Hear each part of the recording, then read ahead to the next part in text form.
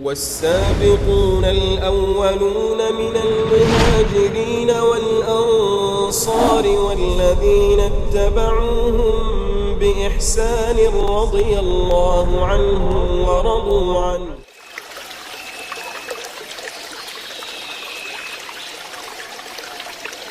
Bismillahirrahmanirrahim. Assalamualaikum warahmatullahi wabarakatuh. Alhamdulillah, wassalatu wassalamu ala rasulillah wa ala alihi wa sahbihi wa sallama tasliman katsira, amma ba'd. Ikhwani al-kiram wa akhwati al-karimat, rahimani wa rahimakumullah wa baraka fikum. Insyaallah ta'ala, mulai pada malam hari ini, di setiap hari Selasa, malam Rabu antara maghrib dan isya, insyaallah ta'ala kita akan mengkaji sebuah kitab yang amat penting untuk dikaji oleh setiap muslim dan muslimah di program kajian online kita ini, yaitu kitab Masailul Jahiliyah. Kitab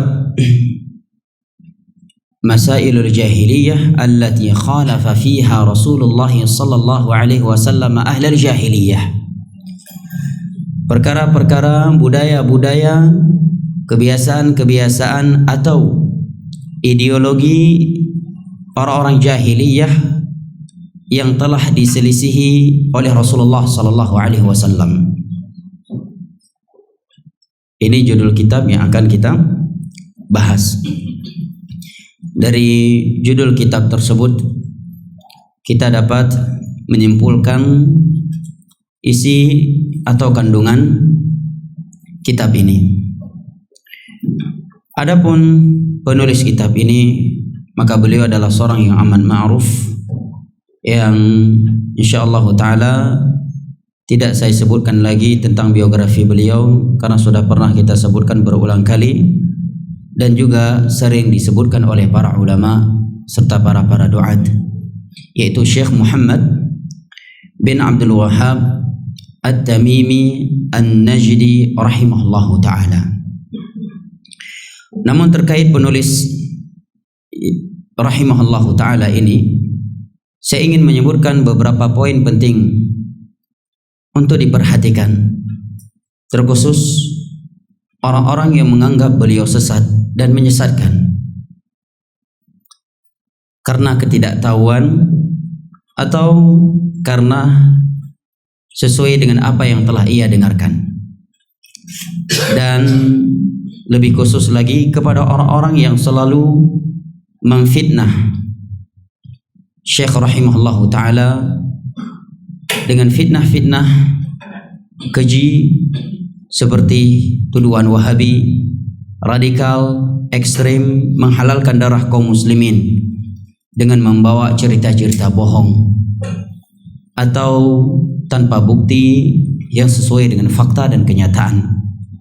Yang pertama yang ingin saya sampaikan, bahwa apabila Syekh Muhammad bin Abdul Wahhab ini adalah seorang yang sesat dan menyesatkan, maka ada beberapa pertanyaan yang mesti dijawab oleh orang-orang yang menuduh beliau sesat dan menyesatkan. Pertanyaan yang pertama, apa standarisasi kesesatan di sisi Anda dalam memvonis Syekh Muhammad bin Abdul Wahhab itu sesat dan menyesatkan? Apakah karena beliau menyisihi adat istiadat manusia atau mayoritas manusia, ataukah karena beliau menyelisih Al-Quranul Karim dan hadis-hadis Nabi sallallahu alaihi wasallam dengan pemahaman para sahabat Nabi sallallahu alaihi wasallam, para tabi'in atau tabi'ut tabi'in, yang cabang dari itu adalah ijma' keseluruhan para ulama Islam dan qiyas yang mu'tabar. Apabila jawaban Anda bahwa beliau sesat menyesatkan karena menyelisih adat istiadat atau mayoritas manusia, maka sungguh ini standarisasi kesesatan yang tidak dapat diterima, bahkan tidak berlaku di dalam perkara agama. Karena Allah Jalla wa Ala telah berfirman, wa in tuti' aktsara man fil ardi yudhilluka an sabilillah. Jika engkau mengikuti mayoritas manusia, niscaya mereka akan menyesatkan engkau dari jalan Allah Jalla wa Ala.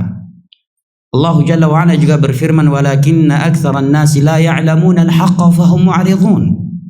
Mayoritas manusia itu tidak mengenal kebenaran yang sesungguhnya, sehingga mereka berpaling darinya. Allah Jalla wa Ala juga berfirman, walakinna aktsarahum lil haqqi karihun. Akan tetapi kebanyakan manusia benci kepada kebenaran. Dan di dalam sebuah hadis yang mutawatir, Nabi sallallahu alaihi wasallam bersabda, "Lan tazala ta'ifatun min ummati zahirin 'ala al-haqqi la yadhurruhum man khalafahum wala man khadhalahum hatta ya'ti amrullah wa hum kadzalik." Akan senantiasa ada ta'ifah dari umatku. Kalimat ta'ifah ini mulai dari 3 orang atau lebih, tidak menunjukkan mereka itu mayoritas. Sekelompok kecil dari umatku yang senantiasa menampakkan kebenaran. Banyaknya orang manusia yang menyelisihi dan mencela mereka tidak membuat mereka goyang sedikit pun, sampai datang perkara Allah Jalla wa Ala kepada mereka dan mereka masih seperti itu. Dan tiada mizan, timbangan kebenaran dan kebatilan di dalam agama kita ini kecuali dengan Al-Quranul Karim dan hadis-hadis Nabi sallallahu alaihi wasallam, dengan pemahaman mereka para sahabat Nabi, para tabi'in dan tabi'ut tabi'in, 3 generasi umat Islam yang telah direkomendasikan oleh Rasulullah sallallahu alaihi wasallam di dalam hadis-hadisnya yang sahih. Cabang dari itu adalah ijma' dan qiyas yang mu'tabar. Maka apabila beliau benar-benar menyelisih Al-Quranul Karim dan hadis-hadis Nabi sallallahu alaihi wasallam dengan pemahaman mereka para sahabat Nabi, para tabi'in, tabi'ut tabi'in, yang kemudian dibawa dan disebarkan oleh ulama Islam setelah mereka, seperti 4 imam mazhab, baik dalam perkara akidah, ibadah, ataukah muamalah yang beliau terangkan di dalam kitab-kitabnya, maka buktikanlah dengan bukti yang akurat, yang standar ilmiah. Dan ini belum pernah dilakukan oleh orang-orang yang menuduh beliau sesat dan menyesatkan. Tidaklah kita mendengar ceramah yang mana di dalam ceramah tersebut si penceramah menyampaikan sesatnya penulis rahimahullahu ta'ala, melainkan dengan membawa cerita-cerita bohong yang tidak jelas di mana tempatnya. Sementara tulisan-tulisan, karya-karya ilmiah beliau telah tersebar di seluruh penjuru dunia, baik yang berbahasa Arab ataukah yang sudah diterjemahkan ke dalam berbagai bahasa di dunia ini. Kebanyakan kitab-kitab beliau, terkhusus kitab-kitab kecil beliau dalam Tauhid Al-Uluhiyah, itu telah diterjemahkan ke dalam bahasa Indonesia, telah diterjemahkan ke dalam bahasa Mandarin, telah diterjemahkan ke dalam bahasa Inggris, telah diterjemahkan ke dalam bahasa Perancis, telah diterjemahkan ke dalam bahasa Urdu, ya, dan bahasa-bahasa lainnya. Ini pertanyaan yang pertama yang hendaknya dijawab oleh orang-orang yang menuduh beliau sesat dan menyesatkan, yaitu apa standar Anda dalam standarisasi kesesatan di sisi Anda di dalam menyesatkan Syekh Muhammad bin Abdul Wahab. Yang kedua, bagaimana Anda mampu membuktikan bahwa beliau memiliki pemahaman yang sesat apabila beliau dikatakan sesat karena menyelisih Al-Quranul Karim dan hadis-hadis Nabi SAW. Oke, kita terima jika Anda menyatakan standarisasi kesesatan di sisi kita di dalam menyesatkan Muhammad bin Abdul Wahab adalah karena ia menyelisih Al-Quranul Karim dan hadis-hadis Nabi sallallahu alaihi wasallam, ijma' keseluruhan mujtahid umat Islam atau qiyas yang mu'tabar. Maka ini poin yang amat penting, dan kita bersyukur jika orang menerima poin ini. Maka kita katakan, maka buktikan kepada kaum muslimin bahwa Syekh Muhammad bin Abdul Wahhab telah menyelisih Al-Quranul Karim dan hadis-hadis Nabi sallallahu alaihi wasallam dengan pemahaman mereka para sahabat Nabi, para tabi'in, tabi'ut tabi'in. Yang cabang dari itu adalah ijma' dan qiyas yang mu'tabar. Dan tentunya hal ini tidak mungkin dibuktikan kecuali dengan beberapa perkara. Yang pertama, dengan suara beliau langsung, baik dari rekaman ataukah yang lainnya. Dan ini sesuatu yang mustahil untuk dilakukan saat ini, karena beliau hidup pada abad ke-12 Hijriyah, sementara kita sekarang sudah berada pada abad ke-15 Hijriyah. Yang kedua, dengan nukilan orang yang thiqah, seorang yang terpercaya hafalan dan ketakwaannya. Dan itu pun ada kaedahnya. Apabila seorang thiqah membawa sebuah berita, pada hukum asalnya berita yang dia bawa diterima.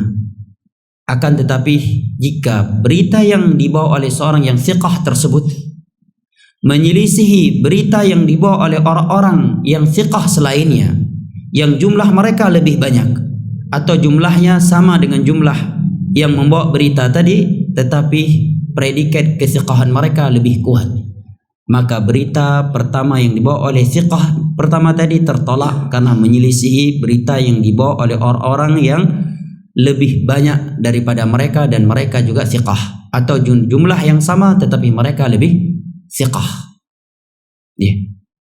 Maka kalau dikatakan ada di antara kerabat beliau yang mencela beliau, maka kita katakan tidak sedikit pula dari kerabat beliau yang memuji beliau.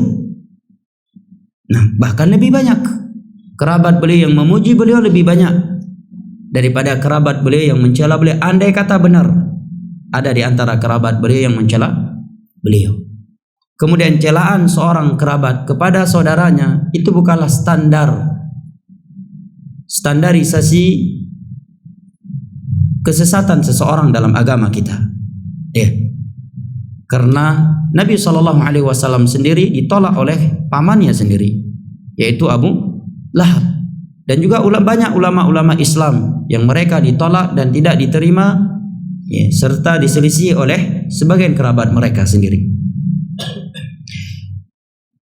Cara yang lainnya untuk membuktikan kesesatan beliau, dan ini adalah cara yang paling akurat yang mampu dilakukan saat ini, tetapi belum ada yang melakukannya dari orang-orang yang menuduh beliau sesat dan menyesatkannya, yaitu membuktikan kesesatan beliau dari karya-karya ilmiah beliau yang tersebar di seluruh penjuruan dunia saat ini.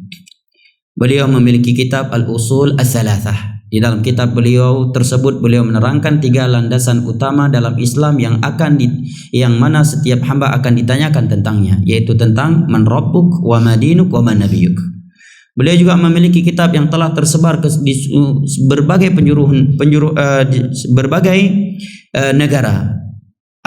Kitab Al-Qawaidul Arba'ah, 4 kaidah penting dalam memahami tentang tauhid dan syirik. Beliau juga memiliki kitab tauhid. Di dalamnya beliau menerangkan perkara tauhid dan syirik berdasarkan Al-Quranul Karim dan hadis-hadis Nabi sallallahu alaihi wasallam serta ucapan ulama Islam. Dan kitab tersebut juga telah diterjemahkan ke dalam bahasa Indonesia, Mandarin, Inggris, Perancis, Urdu, atau bahasa lainnya. Beliau juga memiliki kitab yang berjudul Kashfus Syubhat, menyingkap syubhat para pelaku syirik. Beliau juga memiliki kitab Al-Usulus Sittah, 3 landasan utama dalam perkara Islam. Beliau juga memiliki kitab Syurutus Salah, syarat-syarat salat, syarat-syarat wudu, dan kitab-kitab lainnya.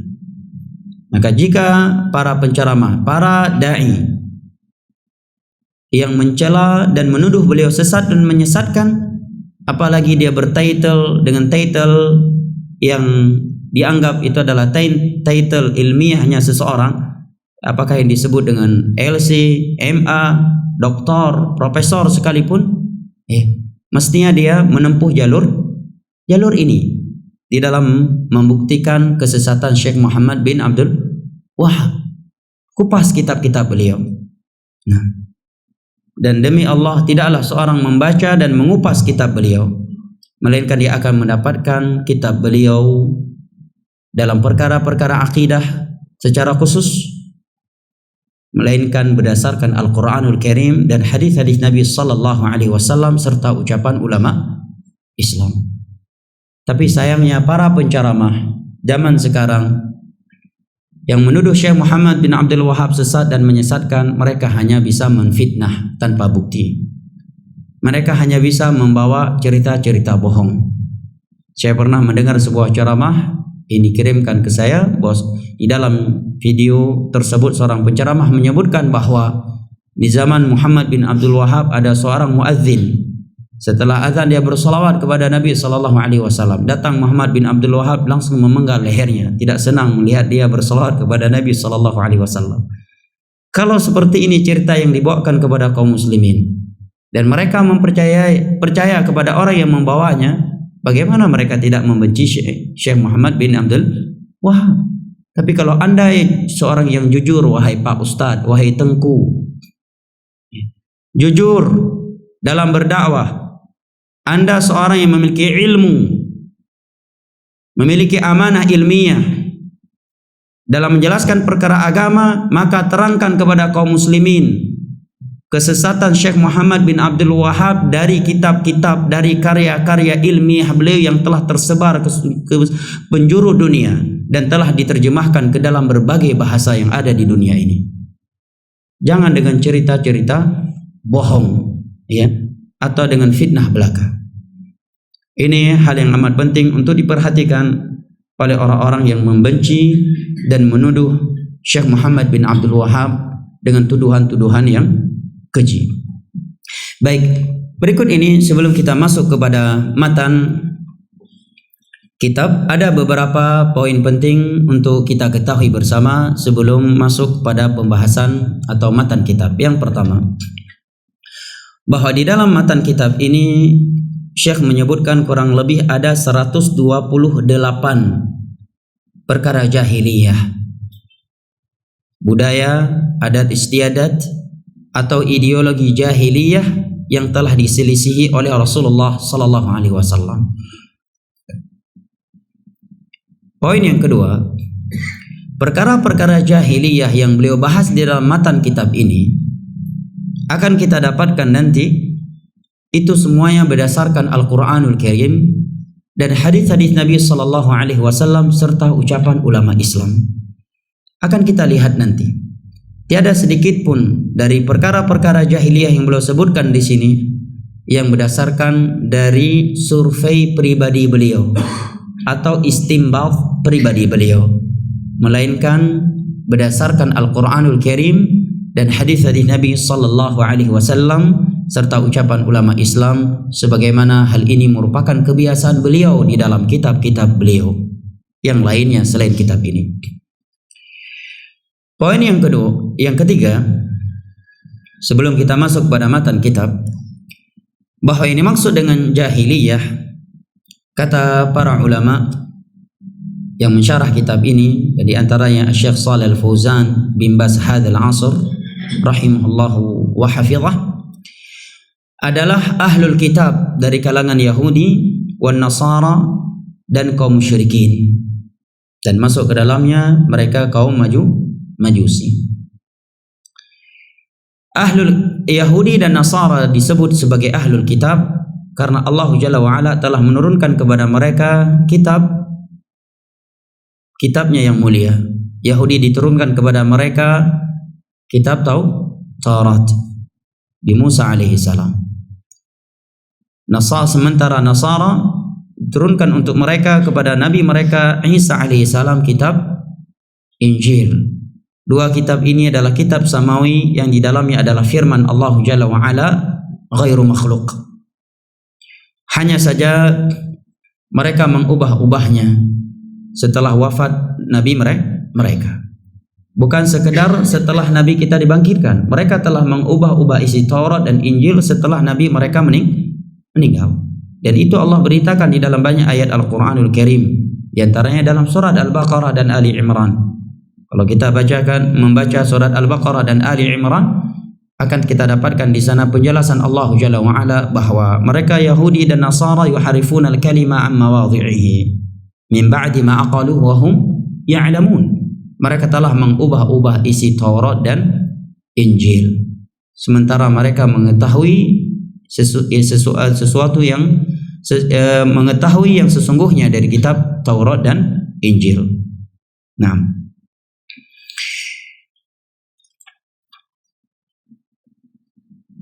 Syekh Muhammad bin Abdul Wahab, Syekh Shalih Al-Fauzan menyebutkan bahwa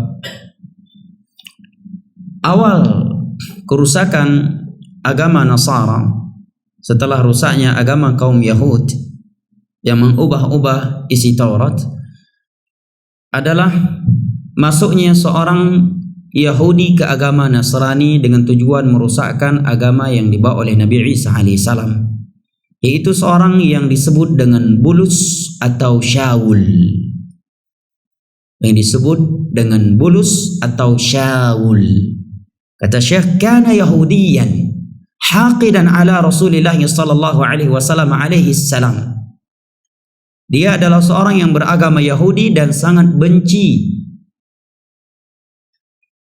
iri kepada utusan Allah Jalla wa Ala Isa alaihi salam. Fahadha ar-rajul laja ila al-makri wal khadi'ah fi ifsadi dinil Masih alaihi salam. Dia mulai buat makar dan tipu daya untuk merusakkan agama yang dibawa oleh Isa alaihi salam setelah beliau wafat. Haitsu azhara al-iman bil Masih. Dia menampakkan keimanannya kepada Isa alaihi salam. Wa annahu nadima ala ma kana min qabil min adawati al-Masih.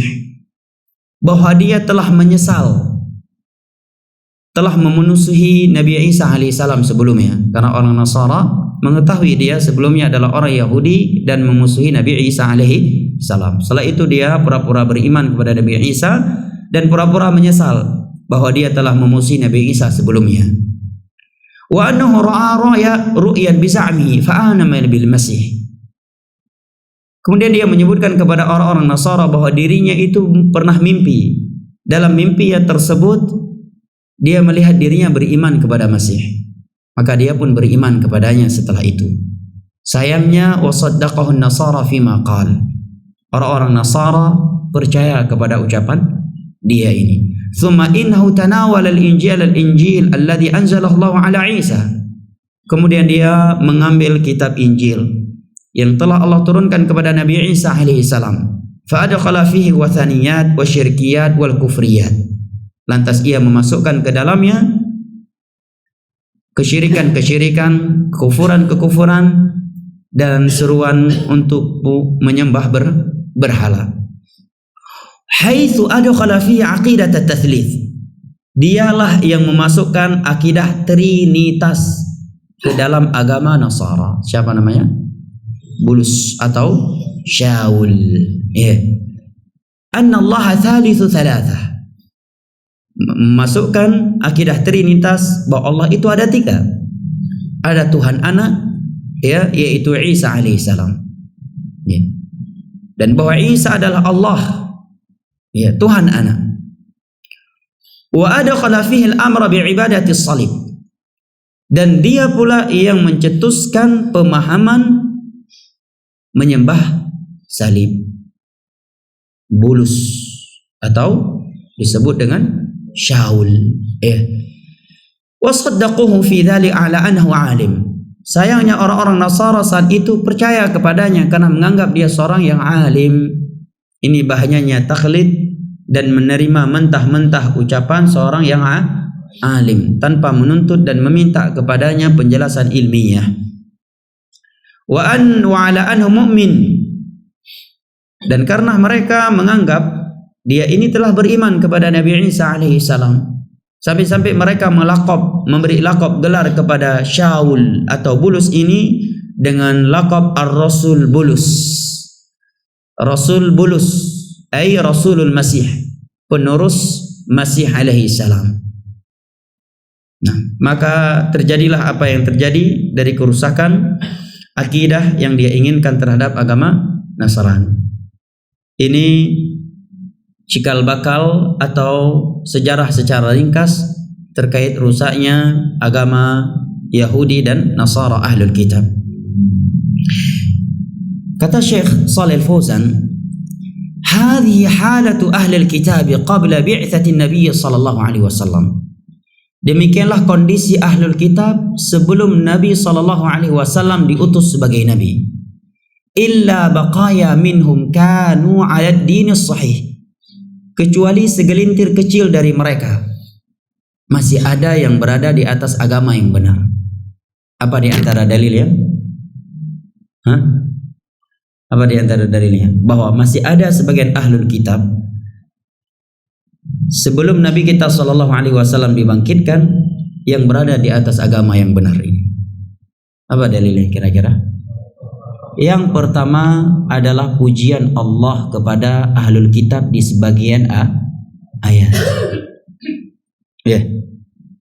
Dan Allah sebutkan di dalam beberapa ayat bahwa sebagian mereka memang ada yang masih berada di atas iman yang benar. Yang kedua adalah hadis Salman Al-Farisi yang menceritakan perjalanan panjang beliau dalam mencari hidayah, di mana beliau bertemu kurang lebih dengan beberapa pendeta, 4 pendeta kurang lebih. Kemudian pendeta terakhir yang beliau belajar kepadanya mengingatkan kepada beliau bahwa sudah datang masa kenabian atau nabi akhir zaman. Dan ketiga pendeta tersebut sebelumnya berkata kepada Salman, "Aku tidak mengetahui di muka bumi ini ada seorang pendeta yang masih berada di atas agama Nabi Isa alaihi salam dengan benar kecuali seseorang yang berada di suatu tempat. Pergilah engkau ke sana." Maka Salman Al-Farisi pun pergi ke tempat tersebut sampai beliau mendatangi 3 pendeta yang masih berada di atas agama yang benar dari agama Nabi Isa alaihi salam setelah sebelumnya beliau telah belajar kepada seorang pendeta yang jahat. Nah, di awalnya. Kemudian kata Syekh, "Wa ammal Arab fakanu ala qismain." Adapun orang Arab, kondisi mereka sebelum Nabi kita sallallahu alaihi wasallam dibangkitkan, diutus oleh Allah Jalla wa ala, terbagi menjadi 2. Mereka ada 2 macam. Yang pertama, qismun ittaba'a diyanat as-sabiqah.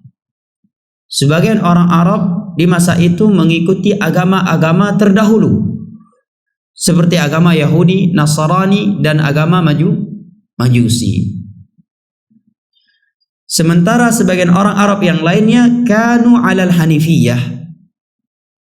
masih berada di atas agama Nabi Ibrahim yang lurus. Kapan ini? Sebelum Nabi kita sallallahu alaihi wasallam diutus oleh Allah. La siyama fil Hijaz fi ardi Makkahil Mukarramah. Terkhusus orang Arab yang ada di Hijaz, di tanah Makkah Al-Mukarramah. Kalau disebut Hijaz maka yang dimaksud adalah Makkah. Ini kondisi orang Arab jauh hari sebelum Nabi kita sallallahu alaihi wasallam diutus. Semenjak Nabi Ibrahim meninggal dunia, kondisi orang Arab dengan 2 kondisi ini. Ila an dhahara fihim rajul, sampai datang suatu masa muncullah seorang laki-laki yang bernama Amr bin Luhai Al-Khuzai. Amr bin Luhai Al-Khuzai kana malikan alal Hijaz. Di saat itu dia raja di Mekah, di Hijaz. Wa kana yudhiru tanassuk wal ibadah was salah. Dia seorang yang terlihat saleh, ahli ibadah dan sangat sosial kepada manusia. Wa dhahaba ila Syam lil ilaj. Suatu ketika dia pergi ke Syam. Syam mana? Suriah, Palestina dan sekitarnya. Ini namanya Syam. Nah, untuk berobat. Fawajada ahla Syam ya'buduna al-asnam. Di sana dia melihat penduduk Syam menyembah berhala. Fastahsana dzalik. Maka dia pun terkena syubhat, menganggap itu sesuatu yang bagus. Ya. Ada pembaruan, ingin mengupdate agama orang Arab. Waja'a minasyam bi asnamin ma'ah. Begitu dia pulang dari Syam, dia pun membawa beberapa patung dari Syam. Wa naqaba 'anil asnam allati kanat madfunah tahta al-ard ba'da qaumi Nuh. Dan dia menggali patung-patung yang telah tertanam di bawah tanah setelah kaum Nabi Nuh, yaitu patung Wat, Suwa', Yaghuth, Ya'uq wa Nasr dan selainnya. Kana tufan qatamasaha wa dafanaha, yang telah dibenam, ya, dan dibawa hanyut sehingga terbenam ke dalam tanah oleh air bah di saat itu. Kenapa dia bisa menggalinya? Ja'a syaitan fa arsyadahu ila amkinatiha. Ada bisikan dari syaitan kepadanya. Dalam bisikan tersebut, syaitan mengarahkan ia untuk menggali suatu tempat bahwa di bawahnya ada patung-patung dari zaman Nabi Nuh alaihi salam. Fanasyabaha wa akhrajaha.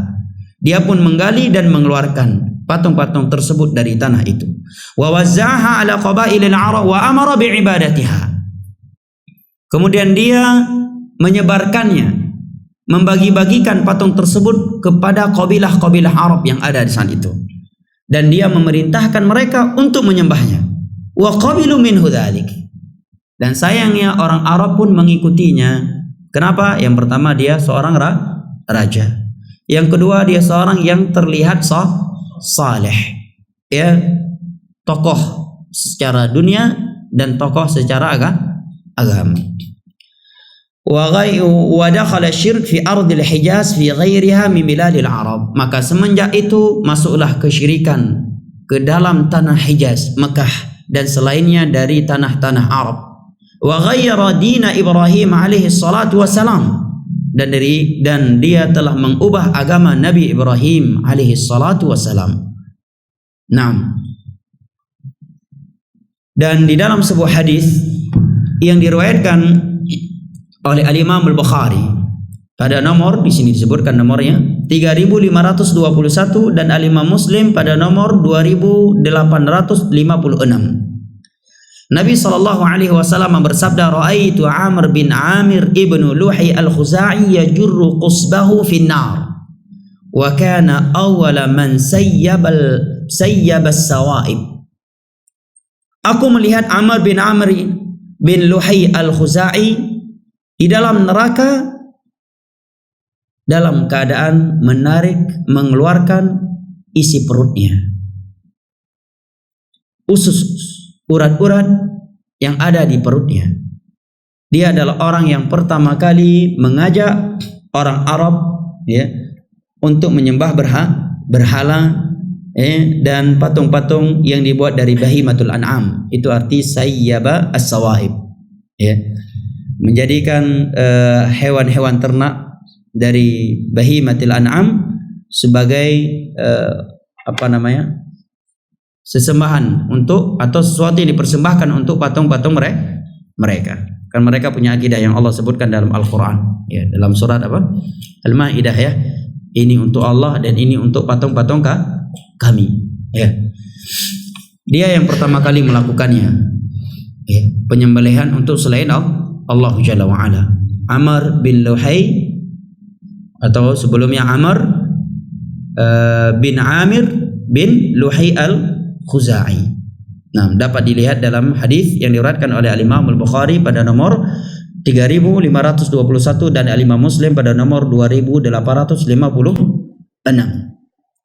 فكانت حالة العالم قبل بعثة النبي صلى الله عليه وسلم في ضلال مبين.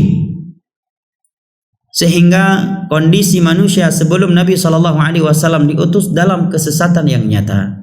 Baik mereka kitabiyun, ahlul kitab Yahudi Nasara, ataukah mereka ummiyun dari kalangan orang-orang Arab yang tidak mengenal bacaan, yang maksudnya tidak mampu membaca sesuatu yang tertulis dan tidak mampu menulis sesuatu yang terbaca. Nah, sairu ahlil ardh, dan keumuman penduduk di atas permukaan bumi ini, illa baqaya min ahlil kitab kanu ala dinil haqq, kecuali segelintir kecil dari kalangan ahlul kitab yang masih berpegang teguh dengan agama yang benar dari agama Nabi Isa alaihi salam. Akan tetapi disebutkan faedah oleh Syekh Taqiyuddin. Taqiyuddin ini dari mana? Dari Maroko. Syekh Albani menyebutkan 3 orang yang menakjubkan saya kecerdasannya. Kata Syekh Albani, di dunia ini, maksudnya di masa yang beliau dapatkan, ada 3 orang yang menakjubkan saya kecerdasan EQ-nya. Yang pertama di Maroko, yaitu Syekh Taqiyuddin.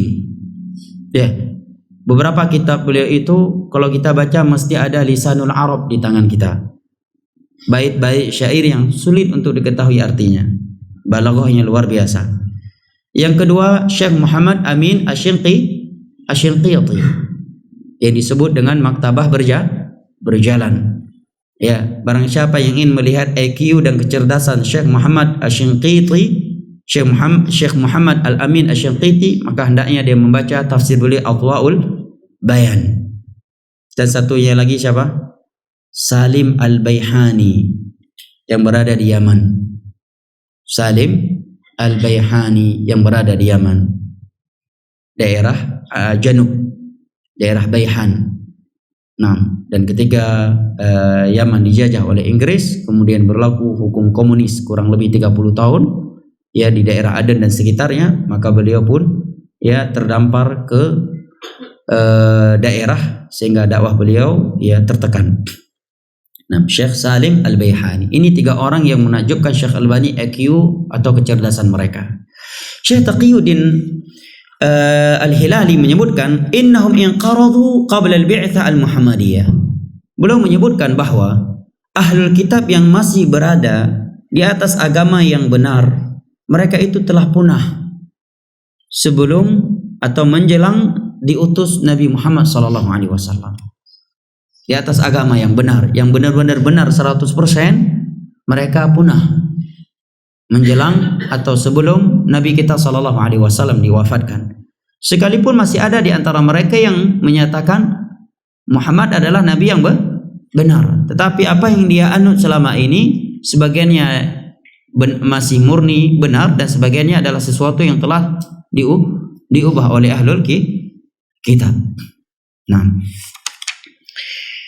kemudian faedah atau poin berikutnya, poin yang keberapa?